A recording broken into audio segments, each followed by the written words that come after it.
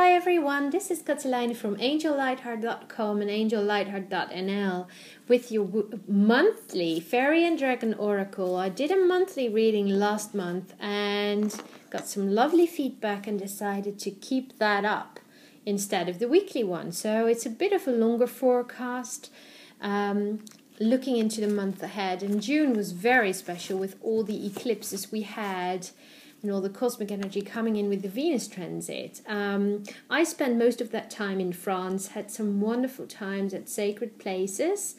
And if you're interested in reading about that, such as my visit to Rennes-le-Château, which is a place that is linked to Mary Magdalene. I went to Lourdes, which of course is linked to Mother Mary, and I had a beautiful experience in a fairy forest.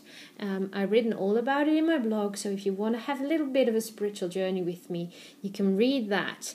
The month ahead for me is back to work, but for many it is going on holiday and enjoying the summer. And if you want to do so in a more spiritual way, you can read my newsletter, and it has some lovely tips on how to make your holiday and your summer into a more spiritually based adventure, much like I did, and it was so lovely. So we're starting July with the week from July 2nd till 8th, and that week we've got the full moon on Thursday the 3rd of July, and we call that full moon here in the Netherlands the plant moon. And the plant moon is about nature has reached its peak, so everything is flourishing and growing, and it's at its very peak, and that's why this moon is about destination. So it's actually about seeing where you are and solidifying everything you've accomplished, and also very much about appreciating who you are and where you are in life. And I've sent out a moon mail for that, of course, so anybody who wants to receive those for free, let me know and I will add you to the list. Now, the first week we've got one of my very, very favorite fairies, which is the Rose Fairy. She's such a cute fairy. I've got beautiful roses at the moment in the garden, which I truly enjoy, and isn't life really about smelling the roses?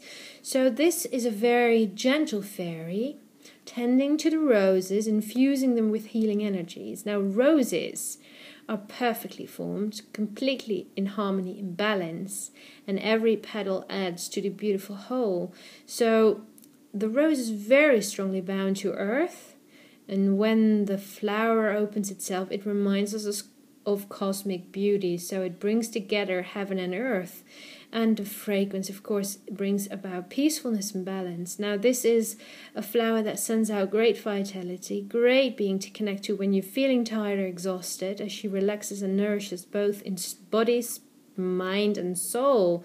So this flower fairy, Rose, wants you to open up to the beauty of the rose, the beauty of your heart, and the beauty of life, and she cheers you up and raises your spirit, and then of course invites you to enjoy the beauty and the fragrance of the roses. So this is a reminder to enjoy nature this summer, truly connect to it on a one-on-one base, in the here and the now. And then the week after that we've got 9th till 15th of July. And the dragon for that week is listen to your inner voice. This is the orange dragon. This is the most feminine of the dragon, bringing in feminine energies. And it's all about embracing that part of you, the femininity. You don't have to be a female to do that. We all have feminine and masculine parts within us. So this one is really a lovely reminder that Venus energy is still working through. And this is about embracing your inner femininity. And that's why the affirmation to work with that week is, I embrace my inner femininity. I am highly intuitive, creative, and sensual. I love this part of me. The week after that is 16th till 22nd of July. And on that Thursday, the 19th, we've got the new moon. New moon, of course, is all about focusing on the new projects, new intentions. And funnily enough, that's called the Moon of the Rose. The Moon of the Rose, isn't that beautiful? We already have the Rose Fairy for the first week, but what we have for this week is the Grail Fairy. Now, we've seen the Grail Fairy not that long ago, I think. And she holds infinite wisdom and grace. So it's all very feminine, isn't it? All these cards are. So this is about development, spiritually developing and experiencing grace in your life. And it is a reminder that we are more than what we seem to be on the physical plane. So it's time to open up to divine wisdom and grace within, and remember that you are here on earth with a sacred mission, even if you've forgotten what it is. So this is about remembering your soul's path and taking time out that week to do those things that give you true joy and make you feel blessed, as that will bring you closer to that goal. And then the last week is an interesting one, 23rd till 29th. On the 25th, which is a Wednesday, we've got the day outside of time.